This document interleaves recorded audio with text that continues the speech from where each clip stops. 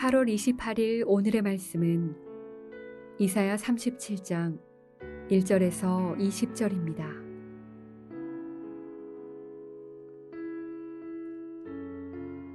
히스기야 왕이 듣고 자기의 옷을 찢고 굵은 베옷을 입고 여호와의 전으로 갔고 왕궁 맡은 자 엘리야김과 서기관 셈나와 제사장 중 어른들도 굵은 베옷을 입으니라. 왕이 그들을 아모스의 아들 선지자 이사야에게로 보내매 그들이 이사야에게 이르되 히스기야의 말씀에 오늘은 환난과 책벌과 능욕의 날이라. 아이를 낳으려 하나 해산할 힘이 없음 같도다. 당신의 하나님 여호와께서 랍사게의 말을 들으셨을 것이라. 그가 그의 상전 아수르 왕의 보냄을 받고 살아계시는 하나님을 회방하였은즉 당신의 하나님 여호와께서 혹시 그 말로 말미암아 견책하실까 하노라. 그런즉 바라건대 당신은 이 남아있는 자를 위하여 기도하라 하시더이다 하니라. 그리하여 히스기야 왕의 신하들이 이사야에게 나아가매 이사야가 그들에게 이르되 너희는 너희 주에게 이렇게 말하라. 여호와께서 이같이 말씀하시되 너희가 들은 바 아수르 왕의 종들이 나를 능욕한 말로 말미암아 두려워하지 말라. 보라, 내가 영을 그의 속에 두리니 그가 소문을 듣고 그의 고국으로 돌아갈 것이며 또 내가 그를 그의 고국에서 칼에 죽게 하리라 하셨느니라 하니라. 아수르 왕이 라기스를 떠났다 함을 듣고 랍사게가 돌아가다가 그 왕을 만나니 림나를 치고 있더라.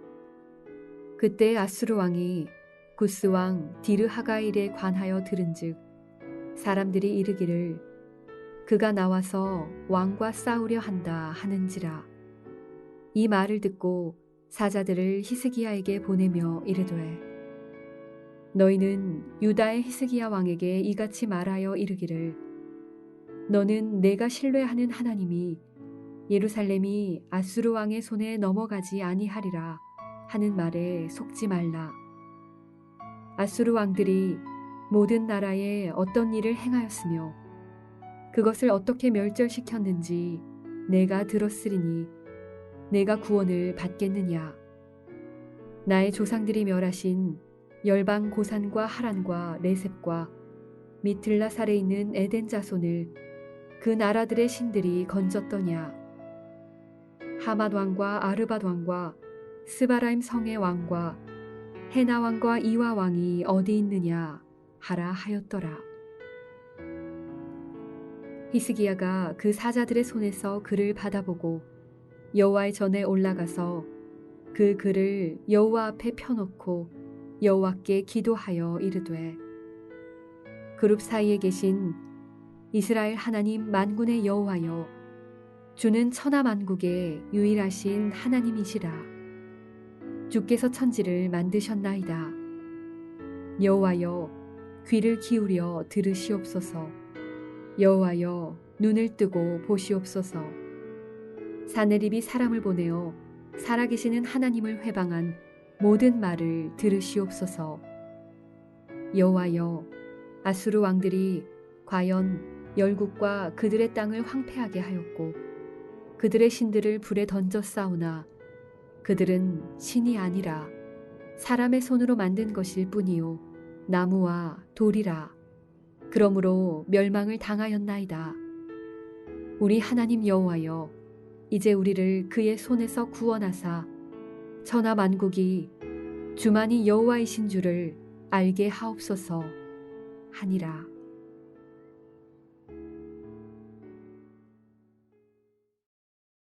오늘 본문은 어제 DT에 등장했던 예루살렘을 공격하는 아수르 이야기가 계속 이어지고 있습니다. 그리고 어제 DT의 내용이 아수르군 랍사게의 항복 요구에 초점이 맞춰져 있었다면 오늘 본문은 그 항복 요구를 들은 히스기야 왕의 행동이 그 중심을 이루고 있는데 오늘 본문 전체를 흐르는 히스기야의 심정은 1절에 잘 드러나고 있습니다. 1절 히스기야 왕이 듣고 자기의 옷을 찢고 굵은 베옷을 입고 여호와의 전으로 갔고. 사실 히스기야 왕은 아수르에 대항하여 애굽을 의지했었던 적이 있었습니다. 그리고 열왕기 하에 보면 쳐들어오는 아수르를 막아보려고 아스르 왕 사네립이 요구하는 많은 은과 금을 마련하기 위해 성전 문과 기둥에 입혀 있었던 금을 모두 벗겨 바쳤던 적도 있었습니다. 그런데 그는 그때 깨달았습니다. 하나님 없는 이 모든 노력들이 허사라는 사실을요. 그래서 오늘 본문에서 보여지는 히스기야 왕은 이미 하나님만 의지하는 사람이 되어 있었습니다. 그리고 그런 그가 랍사게의 항복 요구 내용을 듣고 보인 첫 번째 반응은 옷을 찢고 굵은 베옷을 입는 것이었습니다. 성경에서 옷을 찢는다는 것은 슬픔, 분노, 고통의 표현입니다. 욥이 자신의 가축과 자녀들이 모두 죽었다는 소식을 들었을 때 옷을 찢었습니다. 그리고 르우벤이 자리를 비운 사이 다른 형제들이 어린 요셉을 팔아버렸을 때 르우벤은 옷을 찢으며 슬퍼했습니다. 그런데 오늘 본문에서 히스기야가 보였던 옷을 찢고 베옷을 입은 행동에는 단순히 적의 공격을 받아 전멸할 수 있기에 가질 수 있는 그런 고통과 슬픔과는 조금 다른 의미가 담겨 있습니다. 왜냐하면 그의 행동은 바로 하나님의 이름과 연결되어 있기 때문입니다. 어제와 오늘의 본문에서 히스기야 왕은 두 번의 항복 요구를 받게 되는데 그 내용을 간단하게 정리해 보면 너희들의 하나님은 너희를 구원할 수 없으니 포기하라입니다. 즉 지금까지 자신들을 이긴 신들이 없었기 때문에 이스라엘의 하나님도 자기들 앞에선 아무것도 할 수 없다는 말인 거죠. 그리고 그 말에 대한 히스기야의 마음이 3절 후반부에 다시 등장하는데 3절 오늘은 환난과 책벌과 능욕의 날이라 아이를 낳으려 하나 해산할 힘이 없음 같도다 라고 했습니다. 오늘이 환난과 책벌과 능욕의 날이라는 겁니다.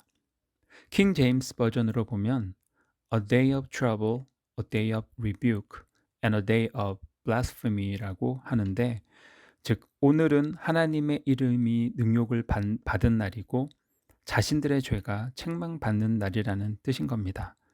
그런데 그럼에도 마치 해산할 힘이 없어서 아이를 낳지 못하는 것처럼 하나님의 이름을 능욕하는 아수르에게 지금 아무것도 할 수 없어서 안타까워하고 있음을 드러내고 있습니다. 지금 히스기야와 온 예루살렘 백성은 절체절명의 그런 위기 상황에 놓여 있습니다. 그것은 굉장히 현실적인 문제고 바로 내 코앞에 닥쳐 있는 어려움이었습니다. 그런데 이런 상황에서 히스기야가 먼저 한 일은 여호와의 전에 올라가는 것이었습니다. 그리고 기도했습니다. 이제는 그 어떤 사람의 힘에 의지하지 아니하고 오직 만군의 여호와께만 의지하는 사람이 되었습니다. 그런데 14절부터 시작되는 그의 기도에서 이런 절체절명의 순간에도 그는 하나님께 제발 우리들을 도와달라고 우리들을 살려달라고 매달리지 않았습니다. 대신 그가 기도했던 건 바로 여호와 하나님, 그 이름의 회복이었습니다. 특히 17절을 보면 여호와여 귀를 기울여 들으시옵소서 여호와여 눈을 뜨고 보시옵소서 사내립이 사람을 보내어 살아계시는 하나님을 회방한 모든 말을 들으시옵소서. 그리고 20절 우리 하나님 여호와여 이제 우리를 그의 손에서 구원하사 천하 만국이 주만이 여호와이신 줄을 알게 하옵소서 하니라. 히스기야는 지금 강력한 아수르 군대에 둘러싸여 있지만 그의 눈과 마음은 땅에 떨어진 여호와 하나님의 이름에 가 있습니다. 그리고 그 질밟히고 있는 하나님의 이름 때문에 그는 옷을 찢습니다. 세상의 많은 사람들은 지금도 여전히 하나님을 믿는 것을 가장 어리석은 일이고 그저 그런 건 나약한 인간들이나 하는 짓이라고 말합니다. 사람들이 믿는 하나님은 너희들이 믿는 하나님은 인간이 만들어낸 허구일 뿐이고 과학적 논리 앞에 허물어질 수밖에 없는 미신이라고 말합니다. 마치 랍사게가 하나님을 믿고 의지하는 것은 바보 같은 짓이니 너희는 대왕 아수르 왕의 말을 들으라 라고 외쳤던 것처럼 세상은 하나님을 무시합니다. 그런데 이런 세상을 살아가는 우리들의 마음 속에도 과연 히스기야와 같은 울분이나 안타까움이 있습니까? 아니면 그냥 무관심합니까? 하나님의 이름, 그리고 하나님의 나라.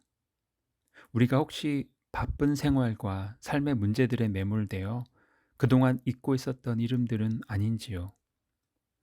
그러므로 우리가 오늘 하루를 살아갈 때 나의 눈은 지금 무엇을 보고 있는지, 또 어디에 더 많은 관심을 가지고 있는지 점검해 보길 원합니다. 그리고 만일 그것이 하나님의 이름과 동떨어져 있다면 다시 한번 하나님께 이 이슈를 들고 나아가는 우리 모두가 되기를 기도합니다. 다 같이 기도하시겠습니다. 사랑의 하나님, 세상은 여전히 주님을 무시하는 소리로 가득 차 있습니다.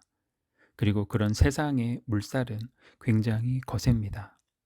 그러나 나를 능욕한 말로 말미암아 두려워하지 말라고 말씀하셨던 주님을 기억하며 이러한 상황 속에서도 묵묵히 주님의 자녀로서 주님의 말씀을 살아내므로 주님이 살아계신 하나님이심을 세상에 드러내는 저희들이 될 수 있도록 인도해 주시옵소서. 감사드리며 예수님의 이름으로 기도드렸습니다. 아멘.